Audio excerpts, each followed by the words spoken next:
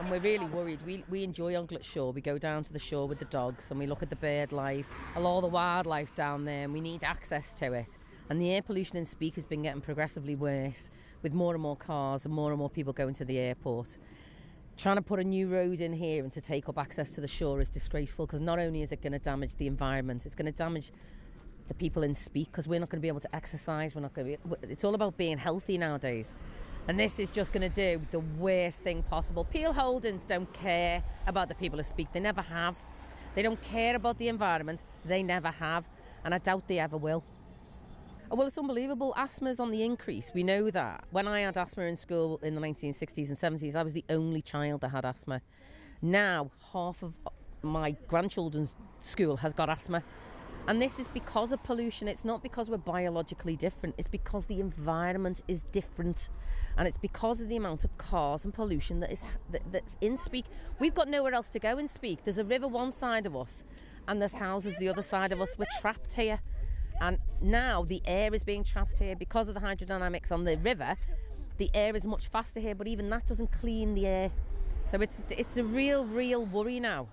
Well, it's going to trap us in Speke even more. You can't get in and out of the estate as it is. It's going to trap the people in Speke here more. The air pollution is going to be worse, so the health of the children and everyone is going to be worse. It's going to take up the green space, which is part of our environment. It's only bad. It's literally only bad, and it's all for greed and for capitalist greed. It's for the airport to make more money. It's not for the good of the people of Speke or Liverpool. It's for very rich people to make more money.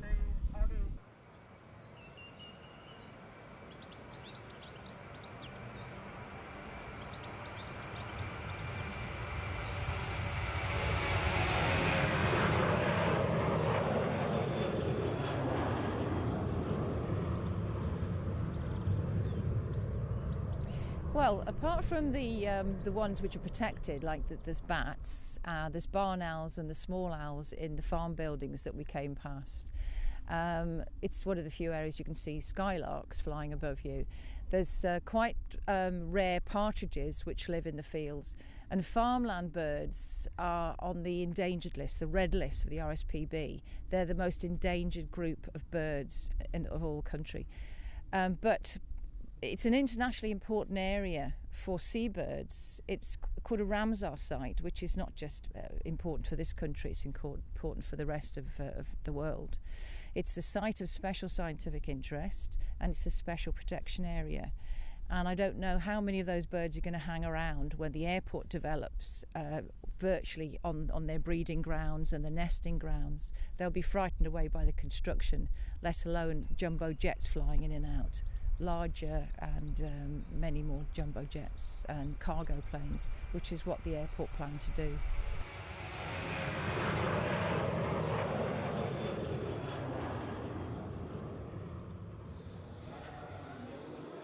This consultation, it's not really good, to be honest. It's just the same old lie, shall we say. But no, there's not much there. To be honest, he didn't really want to talk about the shoreline. He just wanted to talk about the expansion of the airport, and that is it, really. Taking away the Greenbelt, all of it, and I don't understand why they want a solar panel on that field. I don't understand. Nothing makes sense, does it? Nothing adds up to what they're saying. They've said it can only go on that field because of the glare of the sun in the pilot's eyes. But I can't see if it was put further down or somewhere else. It's going to glare no matter where it goes, because it's sun when you look at the on plans, it doesn't add up to what they're saying. They're saying you need so much of the field, but yet they want to take the whole field, and nothing adds up. Why? Why did they need the whole field? They don't.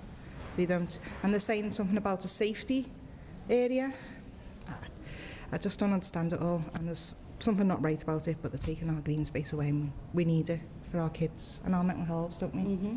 We're always down there. We've got nothing else in Speke, and there's nothing for our children and the Oggies, our life. So it's walk along the shore, collect the stones, see glass, look at the birds, make stories up. Yeah. We've even camped down there one night with the children, haven't we? Yeah. Because we love it, and it's our little escape. You're in a different place once you're down there. It is, and it's out in the open, isn't it? There's nothing, as you say, and we have to go out to the area for any activity. I've got disabled children, and that's their life down there.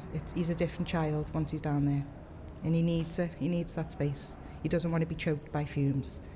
And especially to be sandwiched in now with the other road that they're saying, that are proposing. Speke's going to be sandwiched in, and it's not fair. They're trying to take away the access to the shore for my children, which I don't think is fair, because I had access to it when I was a child. My mum and my nan had access to it when they were children, so I only think it's fair that my children have access to it. It's an Anglo-Saxon shore, so who's got the right to take the access away? Down the bottom, I used to ride down here on my push bike from the age of about 8. I went to Speke Comp, so I spent a lot of time down here.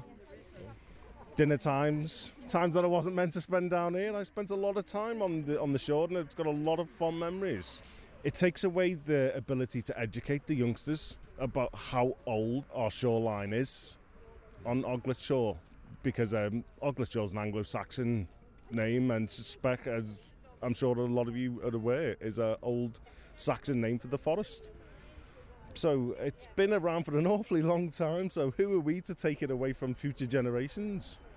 That's my argument with it. And plus the fact more planes equals more exhausts. I live just up the road, and when the planes finish going over, they leave a black layer of dust on the window frames, and because we've got white windows we notice, and it's soot. And with an extra road and more planes and big international planes, it's only going to get worse, I fear.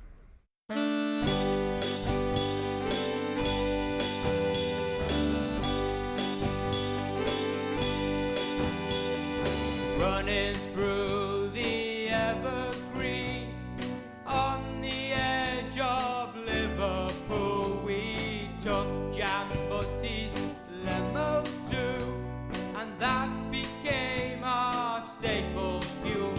Stripped of clothes we wore, we were frozen to the core, and we swam at Oglet Shore. Pirates first, the Royal Navy, fantasy scenarios on ships of brick and driftwood too, whose cannon scared the bravest crows. When the day was done, and we had our hours of fun, we set sail from Oglet Shore. Days of childhood fade away, but now I still see kids at play and older people walking dogs, rain or shine, and every day nature has a home and no longer needs to roam. There is life at Oglet Shore. One dark day the bullies came, only greed shone in their eyes, making notes and rubbing hands, seeing Oglet as their prize. Peel Holdings is their name, and destruction is their game, but we'll fight for Oglet Shore.